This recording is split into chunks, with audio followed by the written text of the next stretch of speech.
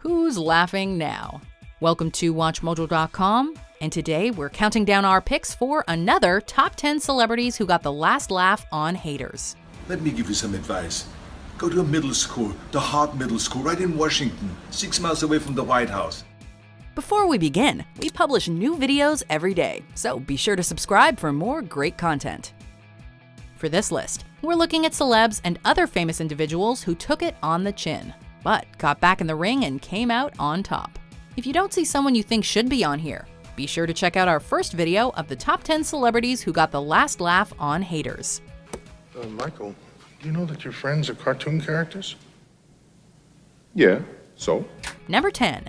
J.K. Rowling. It happened so fast for me. And it shouldn't have happened. You know, this was a children's book. A children's book, moreover, that I'd been told repeatedly wasn't very commercial. Before she was a best-selling author, Ms. Joanne Rowling was a newly divorced single mother, writing a book in her spare time at a coffee shop in Edinburgh. But when written, despite landing an agent fairly quickly, her book kept getting turned away by publishing houses. Like another megastar writer, Stephen King, before her, success took time. Then, finally in 1996, she landed a deal with Bloomsbury Publishing.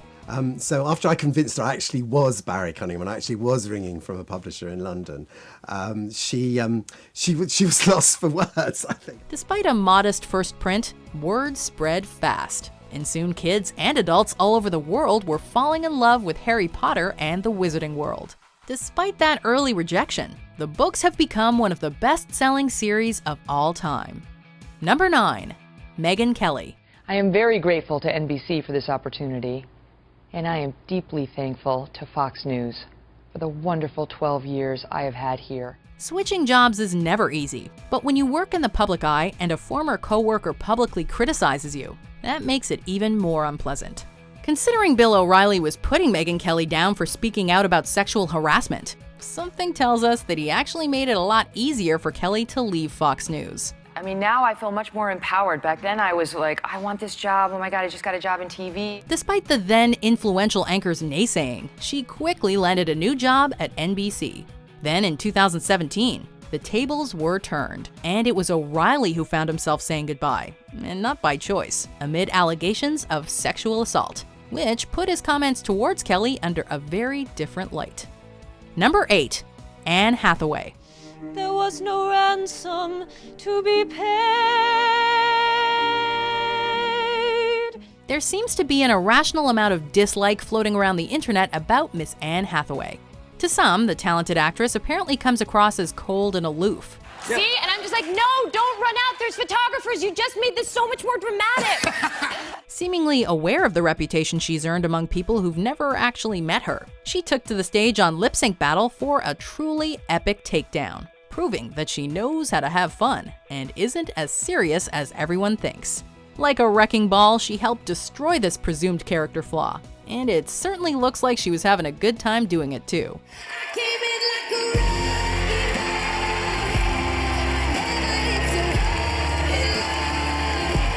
Number 7. Kristen Stewart. I'm sure maybe some of you are like surprised that I'm hosting because you think I'm like a little too cool for school or something. After starring in the young adult paranormal romance series Twilight, Stewart was labeled by some folks out there as a one-note actress. If this is about my soul, take it. I don't want it without you. Even for those who had seen her earlier work, the role of Bella Swan seemed uncharacteristically flat in her capable hands. However, once the romantic vampire franchise concluded, it was back to form for the young actress. In 2015, she became the first American woman to win the César Award for Best Actress for her part in Clouds of Sils Maria, proving to the world once again that she is anything but one note. You know, I think that when you watch her in a movie like the one we saw tonight, there is no distance there. Number 6.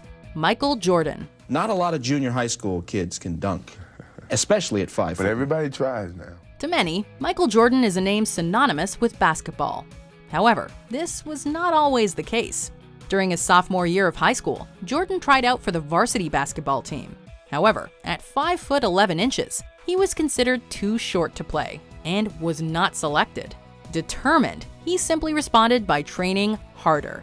He made the junior varsity team, excelled, and grew 4 inches over the next year, which likely didn't hurt. The hard work and well-timed growth spurt paid off, and he was ultimately offered basketball scholarships from multiple schools.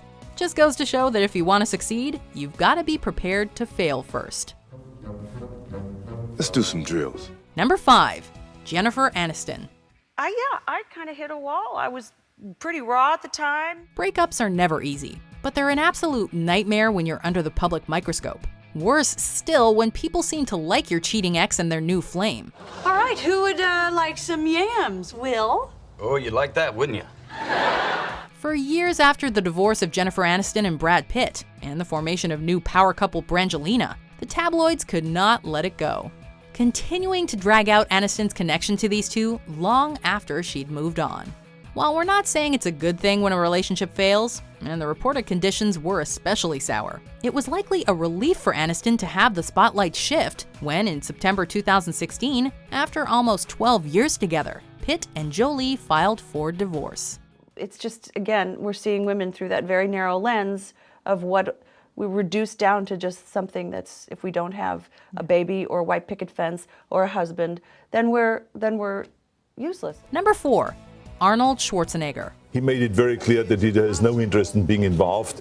It is now my show, I'm the host, I'm the new boss, and I'm gonna run this show. When Arnold Schwarzenegger took over The Celebrity Apprentice, fans of the show had mixed feelings, including the show's former host, Donald Trump.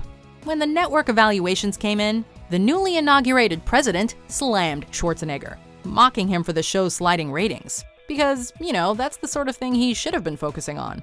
In the end, however, it was the Governor who truly got the last laugh, when he responded by pointing out Trump's low approval ratings as president. Oh, Donald, the ratings are in, and you got swamped. Wow. Now you're in the 30s? The lesson?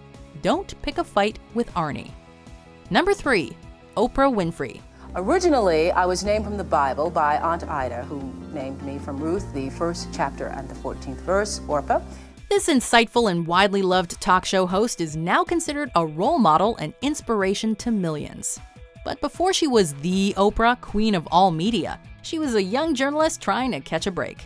Despite a troubled childhood, she worked hard to turn her life around. In 1976, she moved to Baltimore to co-anchor WJZ-TV 6 O'Clock News, but a year later was fired from her job, basically being told she wasn't cut out for the chair. Despite the humiliation, she kept fighting and creating opportunities for herself, and has since gone on to become one of the most influential people in the world. So when he gave it to you? Yeah. Oh, okay. Number 2. The Beatles.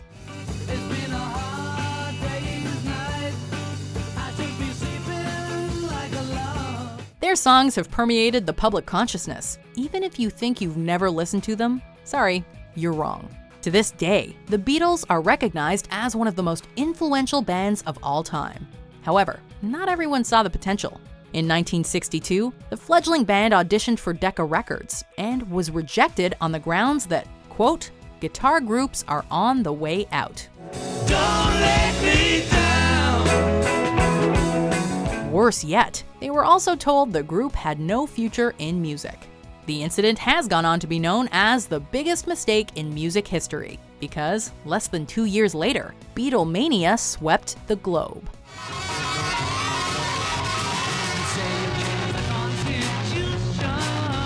Before we unveil our number 1 pick, here are some honorable mentions.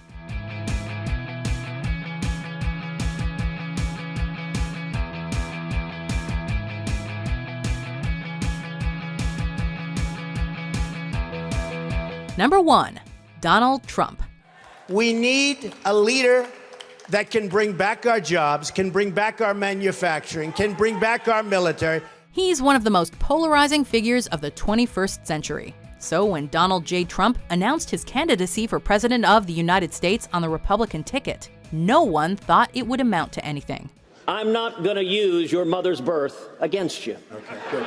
Because it wouldn't work. Even as he gained ground and his personality cult grew, few believed what they were seeing, right up to and including the results of the November 8, 2016 election night.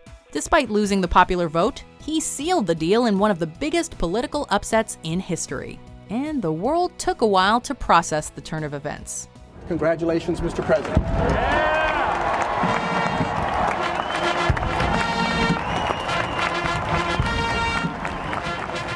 Do you agree with our picks? Check out these other great clips from WatchMojo and subscribe for new videos every day.